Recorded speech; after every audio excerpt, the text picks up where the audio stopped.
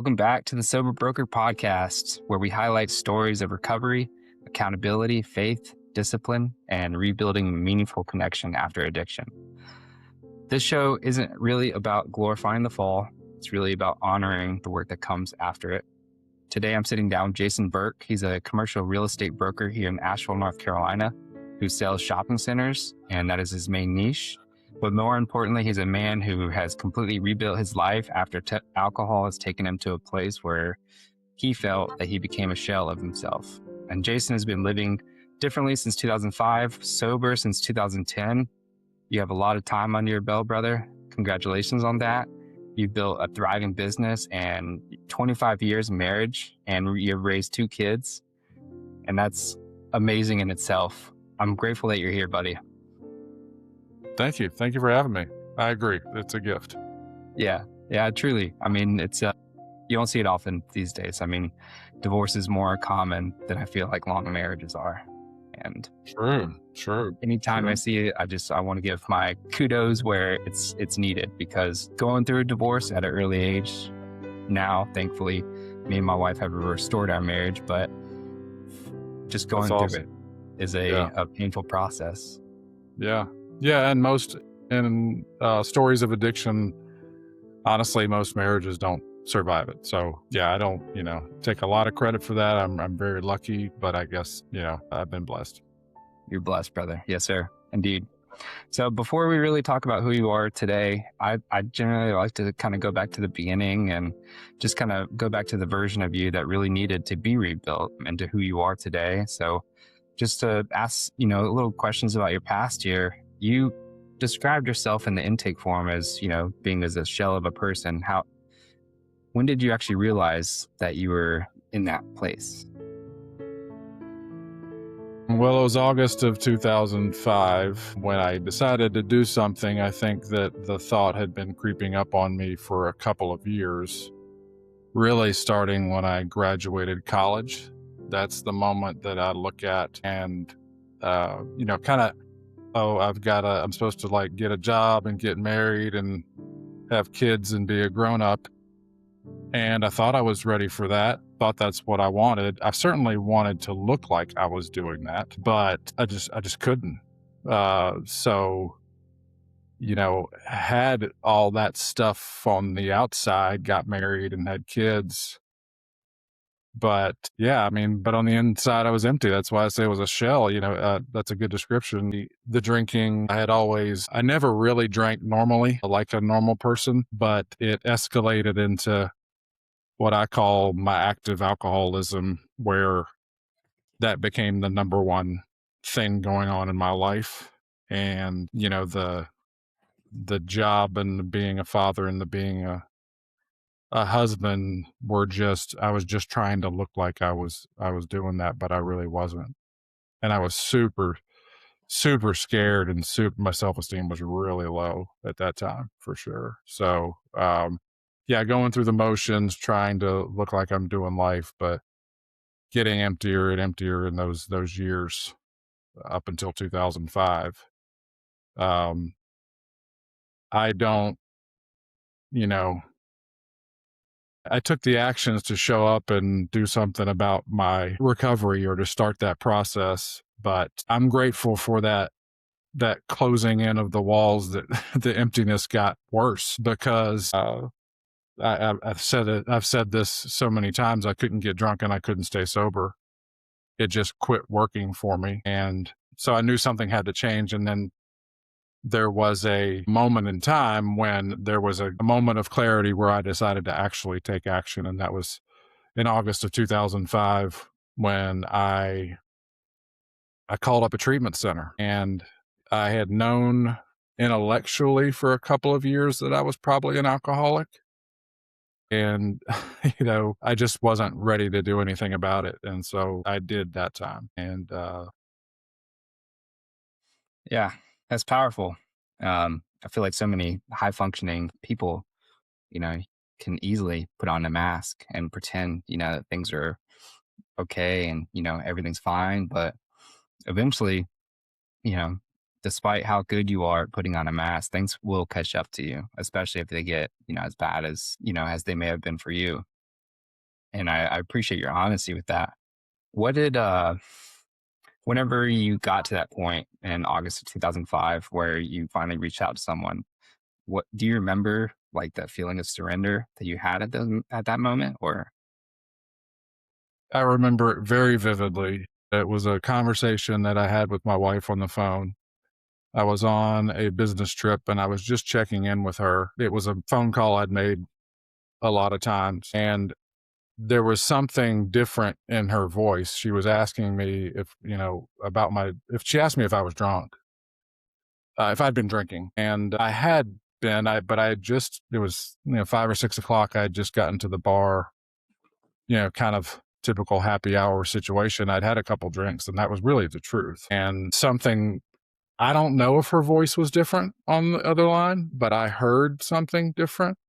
And what I heard was hopelessness.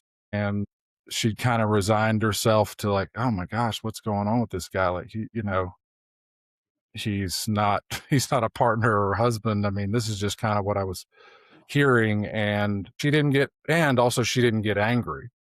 She just kind of was like she'd given up. So something would happened on that call.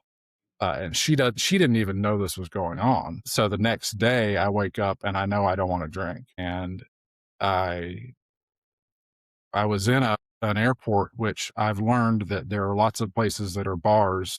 When I enter into one, an airport is one of them. Casinos, places like that. Those are the places that I just have to be aware.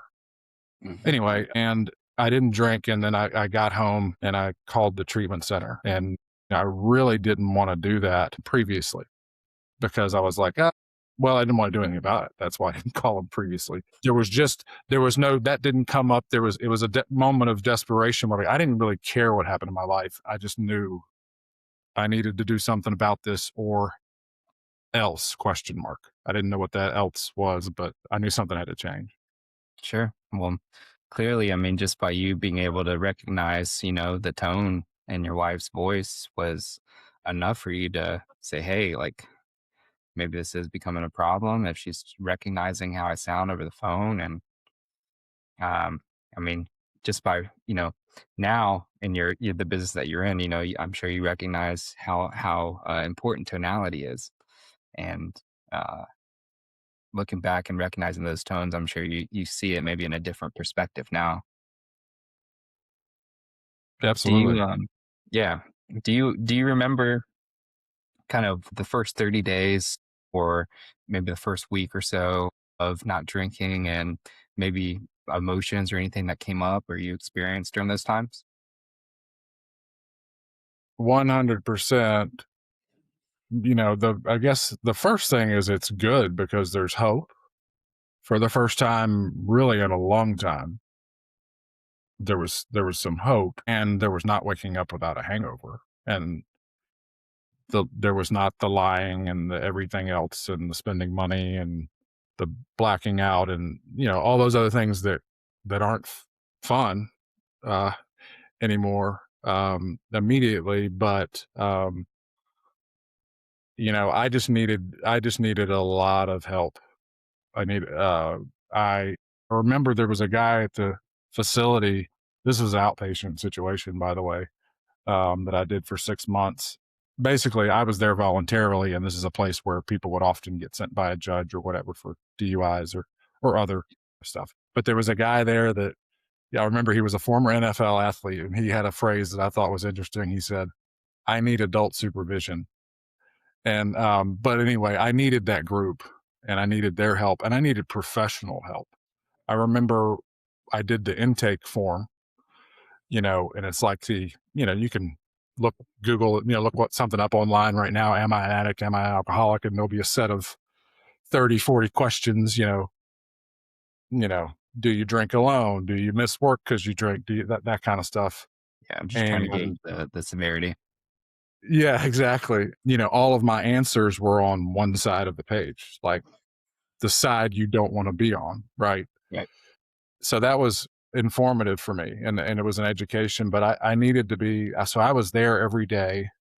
I was there 4 days a week. And then they said, hey, by the way, we recommend the 12 steps, and we were a fan of that. So I was doing that for the rest of the time. So I was around people in recovery 7 days a week for the first 6 months.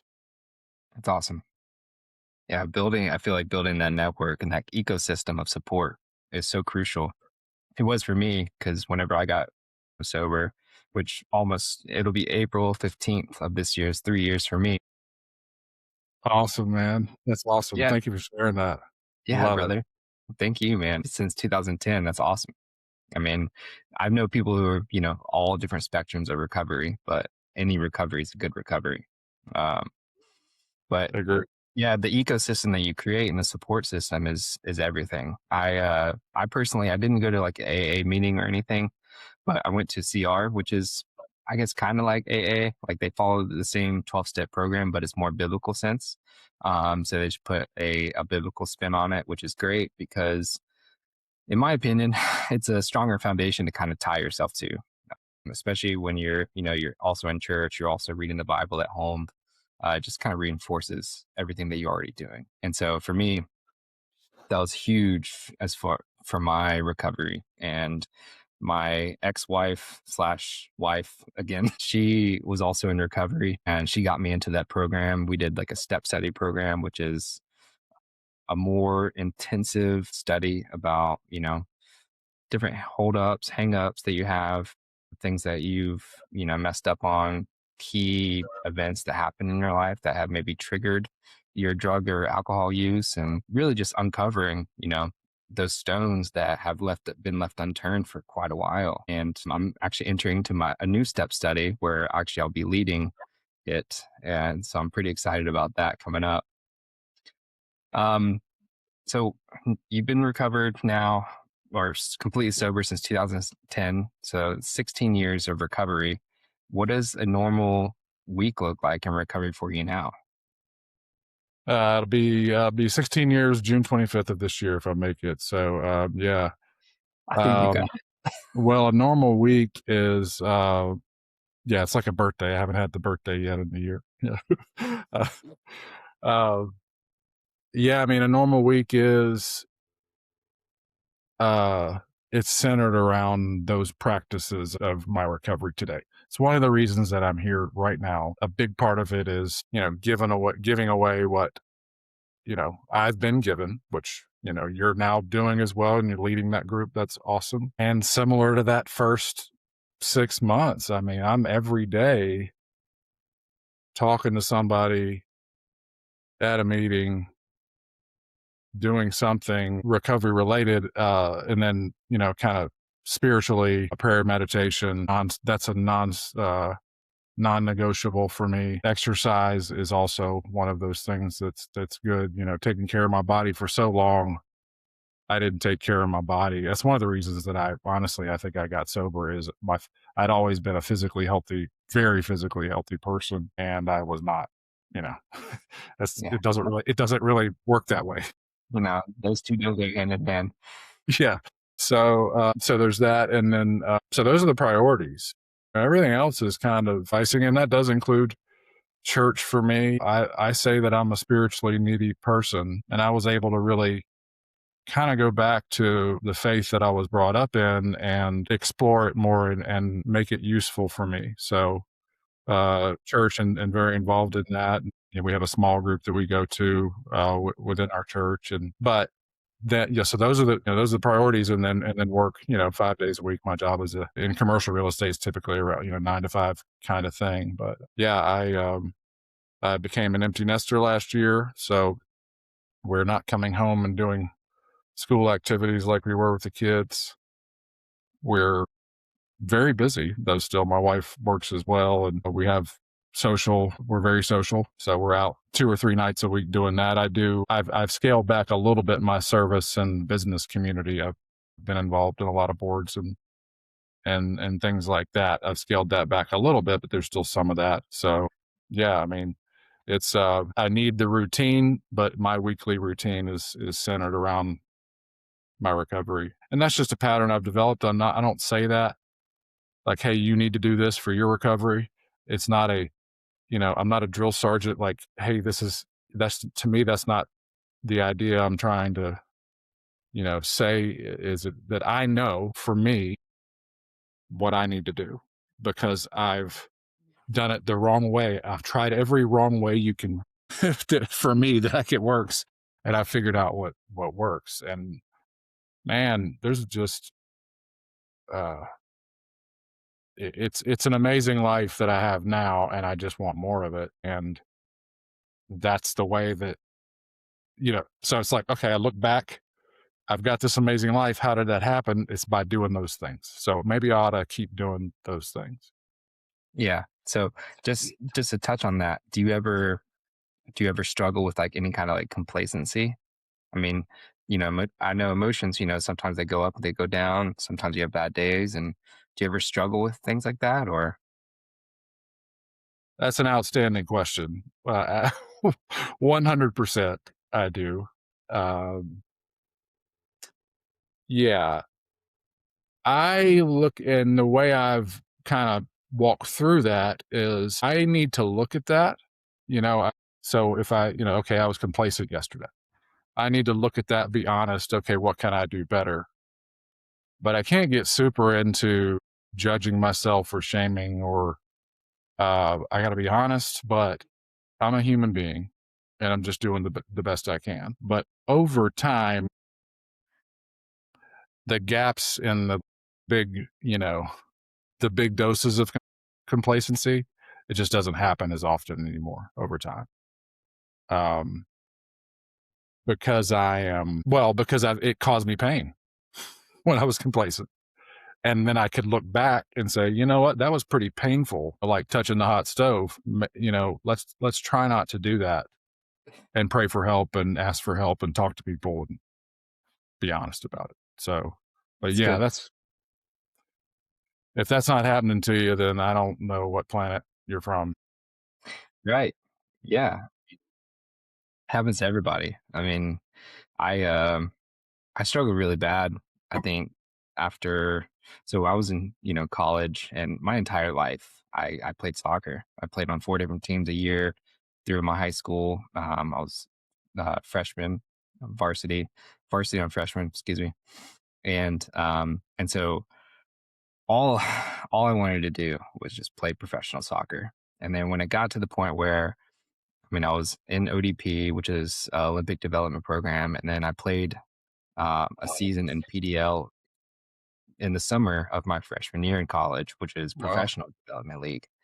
And so I was like, all right, here's it. Well, I ended up getting hurt.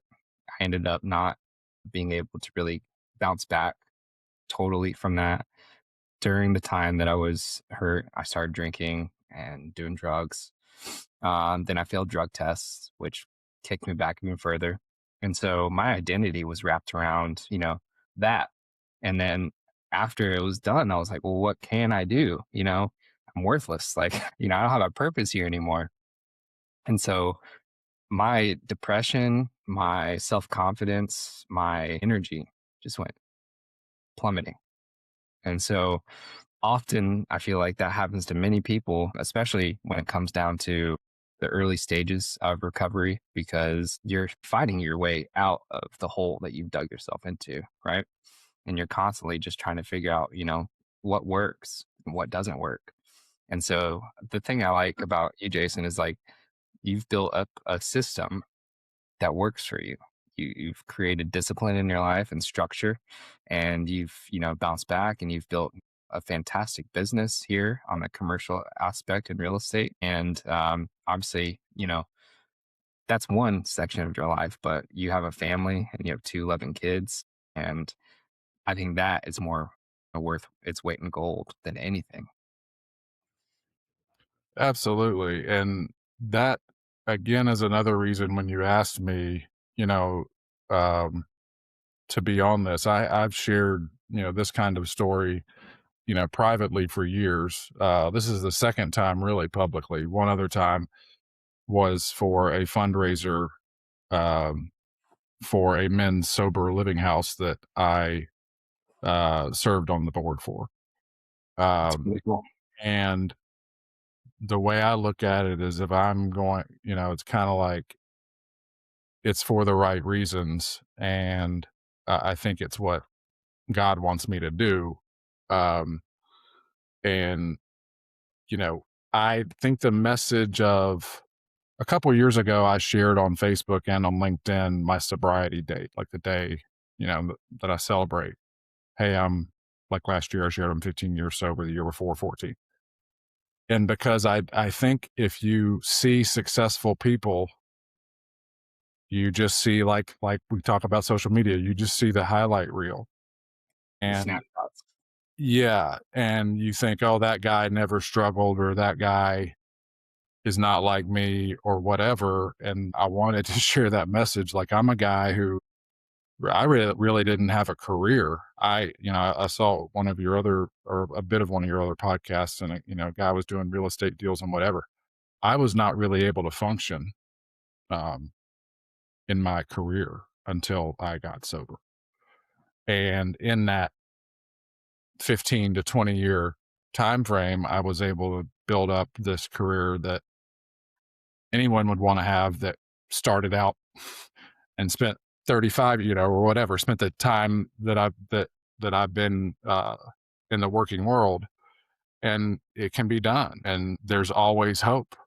And maybe invest in that person that you feel like they might be lost right now, but that could change, any given moment. That's why I want to share that message, not to say I'm awesome or whatever, but wow, look at this journey. I love what I do. I'm very passionate about what I do. So that's a great thing. And I'm blessed to have that. But I somehow built this amazing career, um, by following the path and suiting up and showing up and doing the best I can. So anyway, but yeah, I don't think that message is out there enough. You see, Yeah. I was a college athlete, and so I guess a little bit of an elite athlete as well. And, yeah, I think it's a similar view of like, oh, that's person successful. I could never be like that, or whatever. You don't know what's going on behind the scenes. Yeah, So absolutely. Yeah, we have a saying, and at CR, it's like when we recover out loud, we help others recover too, and it's that's just awesome. the truth of it. I love CR, by the way. A lot of friends who've done that. It's just not something that's been. It just happened. It just hasn't happened to me. But I'm a big fan for sure. Yeah, yeah. Well, I mean, at 15 years, I even catch myself. I mean, I went through a span of like 3, maybe even 4 months of not attending a single meeting, just because I felt like, since I was sober, I was fine, and that all may be true. Like I got a good head on my shoulders now, but and I'm doing this podcasting stuff and writing a ton of blogs. So I thought, like, just through self preservation, I was going to be okay. But honestly, if we're not going there, if we're not showing our faces, if we're not, continuing being a light, in the room where other people maybe experience darkness, then, that's all they may see is that darkness. So yeah, recovering out loud is everything. I see it now, and this is one of the primary reasons why I wanted to start this podcast, is just to be able to get the good word of, people's stories, people's journeys, not to highlight, their life and just show how awesome they're doing. But I mean, it's tough to go from a place where, you were barely surviving to now, people may own their own homes. They may have a great job. They have wife, kids, whatever the case may be, just being able to get from one place to the other is extremely difficult.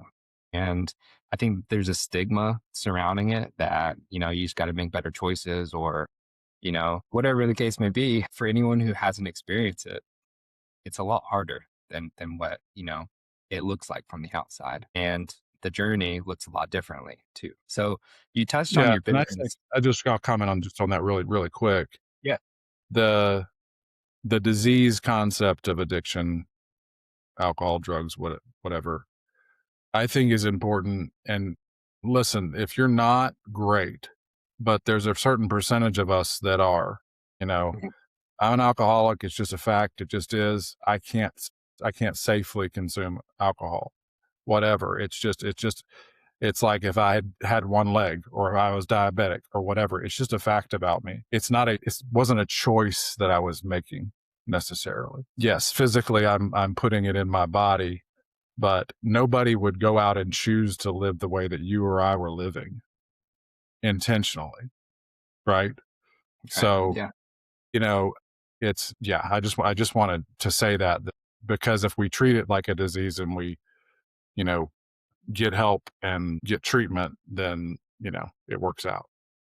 Yeah, you can't downgrade what it actually is to be able to fit your perspective of it. I mean, you got to call a spade, you know?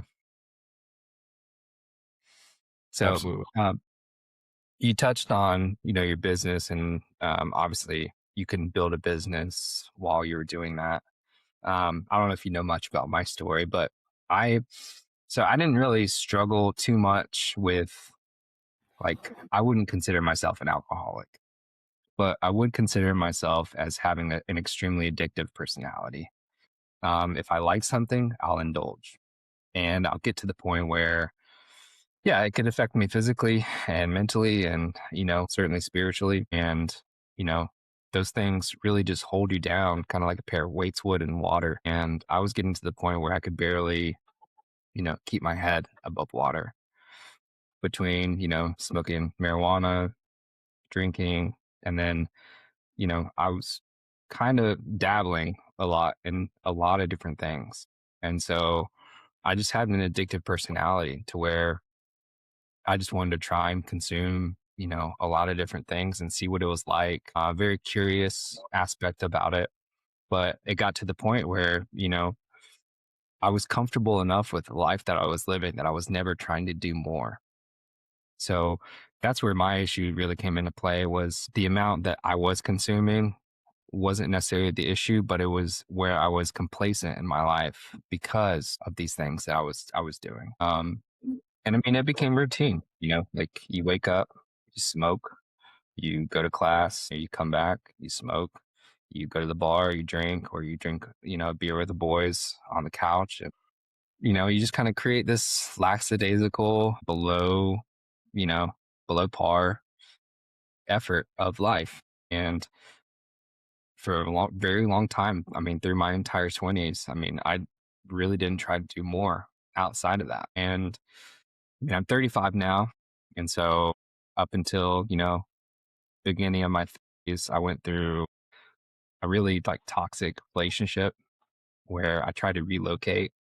And I thought, that changing my complete environment would just shift what I was experiencing and what I was doing. But honestly, I moved to Charlotte in COVID time, right at middle of 2020. And Charlotte was great, but I just got introduced to, I was trying to make friends and meet people. But I got introduced to, maybe not all the right people. I think there's some old trauma stuff that I haven't dealt with yet that was causing me to, just connect with not the best individuals. Uh, and so I got introduced to, cocaine and Molly and ecstasy and a wide variety of things that I started doing in the city. And needless to say, you know, change of environment is great in some cases if you, create the change for yourself. But I kind of just went into the same routine with a whole different crowd. And, I've been licensed as a realtor for almost 10 years. And so through the midst of, my business that I was supposed to be, building, I was really just kind of stuck in this habitual routine and habit of not pursuing, life as how I should be. And I just didn't have the core foundation of, having God at the center of my life, having a good group of men who were able to hold me accountable and get me to understand that I'm ruining my life and just by not pursuing, more and cutting out the substances that were holding me back. And so what our stories differ is you got sober and then, really started to build your business. I tried to build my business and get sober, but I didn't look for help. I was not accountable to myself. I didn't look for assistance. I didn't look for help at all. And so what catches me the most about your story is just how you're able to, you know, you were able to compartmentalize, the pain that you were dealing with your drinking and just say enough's enough. And then from there, you went on this uphill climb to a bigger, better life, which I really look highly upon. Because for me, as soon as I started getting this higher, paychecks through real estate transactions and stuff, I was like, great, like I got a ton of money, let's go spend it. And I just spent it on all the wrong things. So what, I guess it'd be hard for you to really, answer this question, but what would your career look like today if you were still drinking?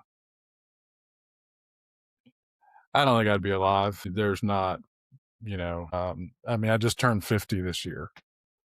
So the way I was living, people just don't live to be 50. I would say what my career would look like if I hadn't,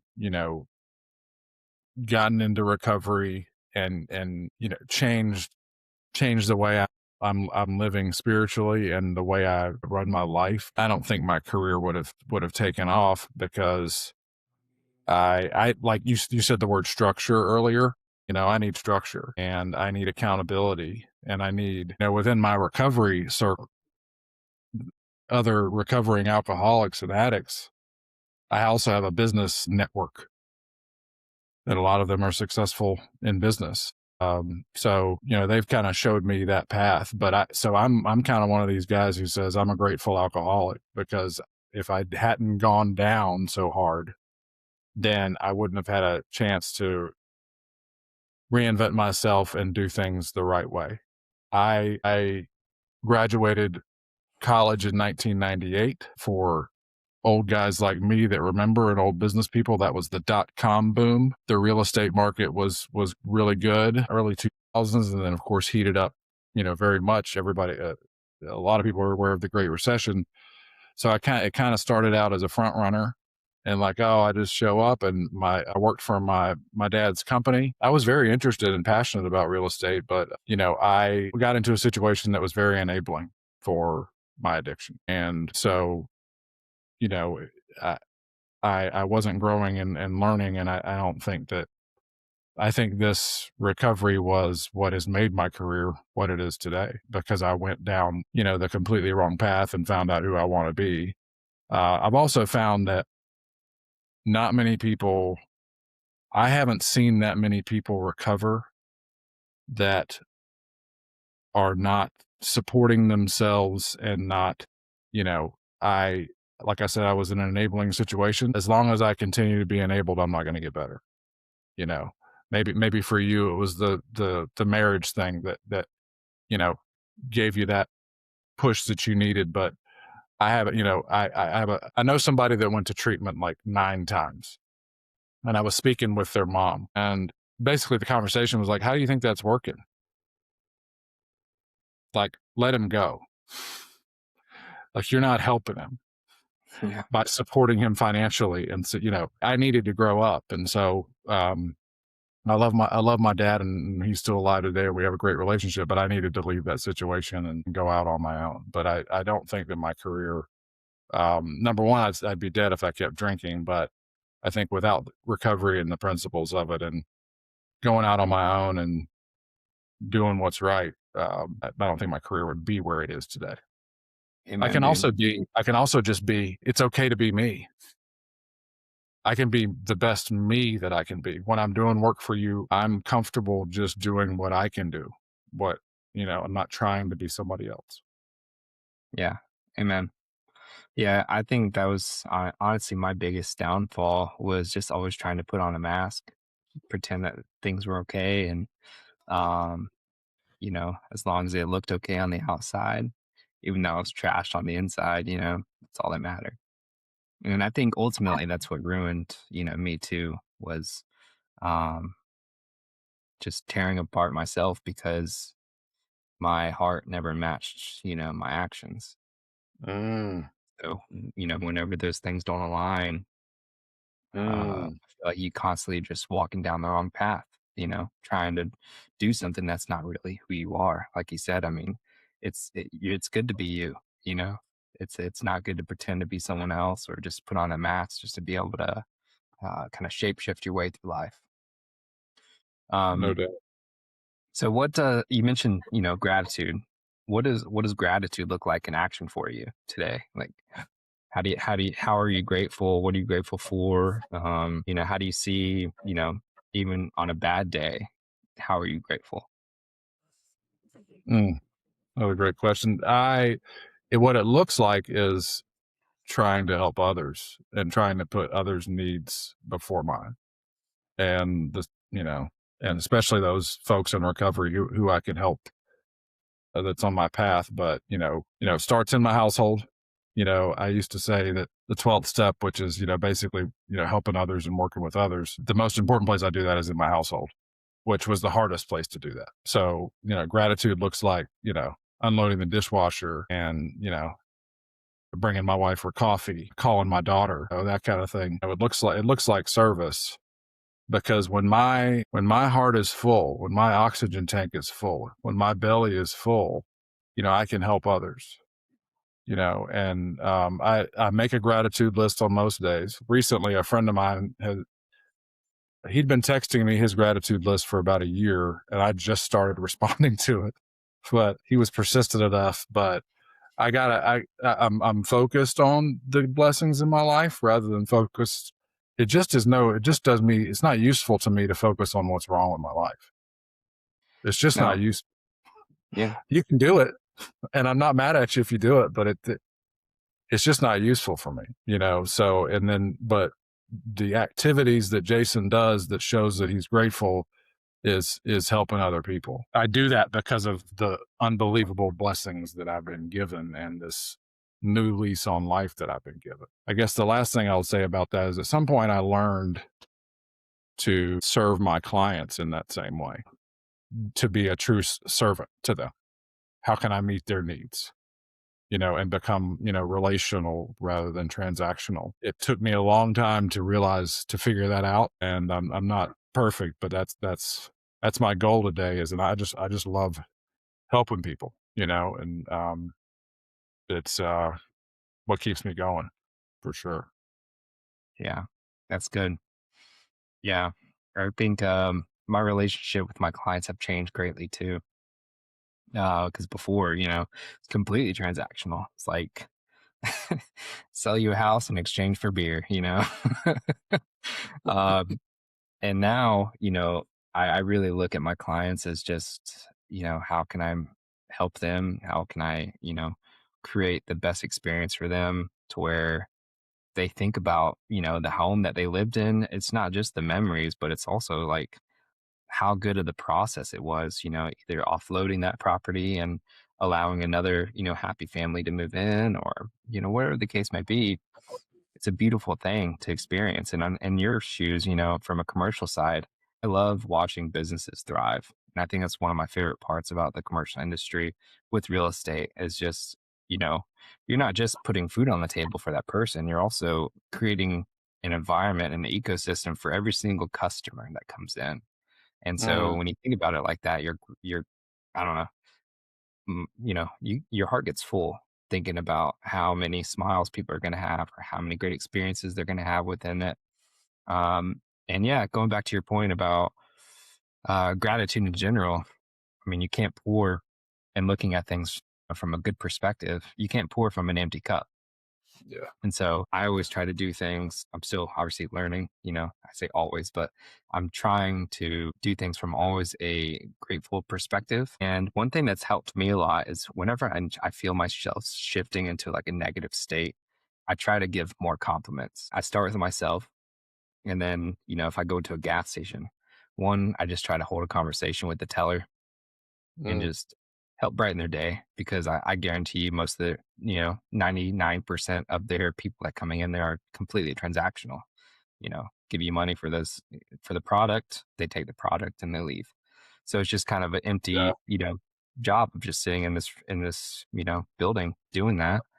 Um, Compliment people on their shoes, going to the grocery store, complimenting people on, their outfit or their attire. You see someone getting out of a really nice car, sitting there and talk to them about it for a minute, just because you never really know where those people are in their life or, what they're experiencing or what they have to deal with on a day to day, what they're going home to. They could be on their way to the liquor store. You don't know, you know?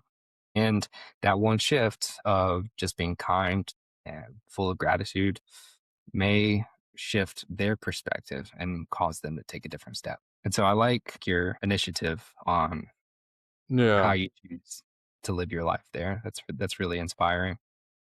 Thank you. And I'm not perfect. Just today, it's still my nature to be selfish, my base nature. We're born that way. That'd be Yep. 100% of people. It's what I I was called up about I to called say. up a client today because we had taken a property off the market and it's kind of we were talked about putting it back on.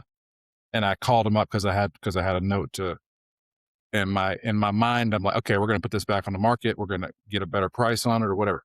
I had this agenda and uh he started talking.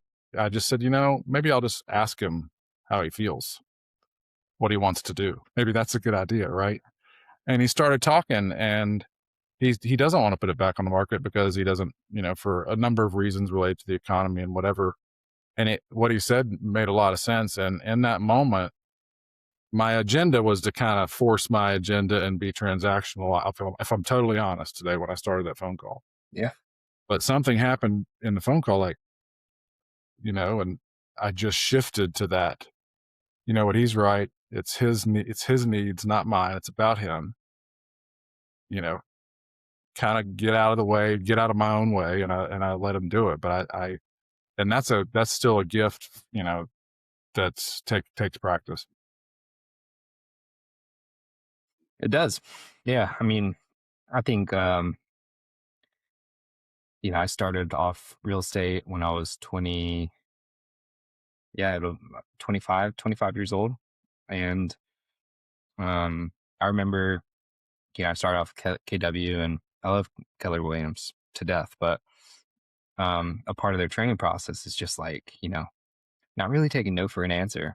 And I, for a long time, that's what caused me to just always maintain, a transactional mindset with it. It was all numbers based. If I make $25 a day, if I make 5 connections, if I, have, 3 appointments a day, like this is what it'll be. And so it's like you kind of dive into that, and that also kind of has created like an identity. And so, yeah, I take your approach more 9 times out of 10 than most avenues now. Is I'm not there just to talk about real estate, but like, so how's life? Tell me how you're doing. How's your health? Have you taken any vacations recently? How are the kids? Are they out of the house yet? Or how old are they? You know, Whatever the case may be, I just try to really dive into that, because ultimately we're all living a life. And, Yeah, there's a lot of realtors here in the area. I guarantee, 99% of them are just asking them if they had any interest in putting their house back on the market, not, how Billy Bob's doing, or, yeah, how their health's doing and things like that. So it's a huge shift in perspective, because in business, we're just human. I mean, we've built great things, but at the end of the day, we're just human, and we're here for a very short time. And the way that we can, bridge the gap and really make a difference in between your, success, and obviously not only the sale, but just in being able to like inspire them to be able to, be kind and be genuine and express the fruits of the spirit. I try to think about that alone, is, mm. the fruits of the spirit is all I love encompassing. that. By the way, that's been one of my morning readings. By the way, Yeah. lately, like if you, I don't care whatever religion you are, whatever, but if you look at those things and say, I want to, that's what I aspire to be today, then But you look up, that's probably a good guide. it is, yeah. But if you look up like the seven deadly sins, which one do you see more of? Do you see the seven deadly sins more in the world today, or do you see Oh, that's true. fruits of the spirit? Yeah, Because it's all that's it's true. all the seven deadly sins. That's Greed, true. lust, Yeah, power, all of that is what you see, what is yeah. taught, what is expressed. And It's like, what so should if I you, be moving towards instead of what should I be moving away from? I've got them yes. right here. You mind if I read them? Yeah, please. So, the fruits of the spirit are love, joy, peace, patience, kindness, goodness, faithfulness, gentleness, and self control.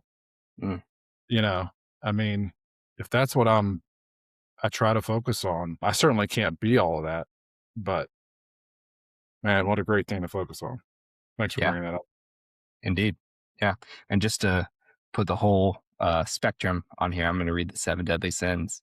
You have pride, greed, lust, envy, gluttony, wrath, and sloth. Sloth. Slow Um, sounds. Sloth sounds good. So yeah, that I mean, I don't really know what sloth means. And those are I good. guess It's just good for me to kind of look at, okay, am I, laziness. if I had a bad day or if I did something, I had a conversation that didn't, it's a good guide for me to look at, okay, what's, which one of these things is popping up and why am I behaving that way? So, but I agree. It's better to focus on where you want to go. And so, yeah. Yeah. Well, Jason, we're coming up on our time here, and I've greatly appreciated and enjoyed this conversation with you. I'd love to Me be able too. to meet up for coffee sometime soon. But I just wanted to say thank you for your honesty. Thank you for deciding to be on the show and just expressing your humility and giving us a life lesson on what discipline actually looks like in the real world. I think that your life is proof that surrender definitely is not weakness, is strength under control. And guys, if you're listening today and you feel lost, Jason's story is evidence that an amazing life is available to you. You don't have to be special. You don't have to do anything extraordinary, but you just have to be willing and you have to just take action. This is the Sober Broker podcast, and we just completely appreciate Jason, you taking the time to be able to be here today. And I certainly look forward to catching up in the future. Thank you so much, Patrick. Thank you for having me. Thanks, brother.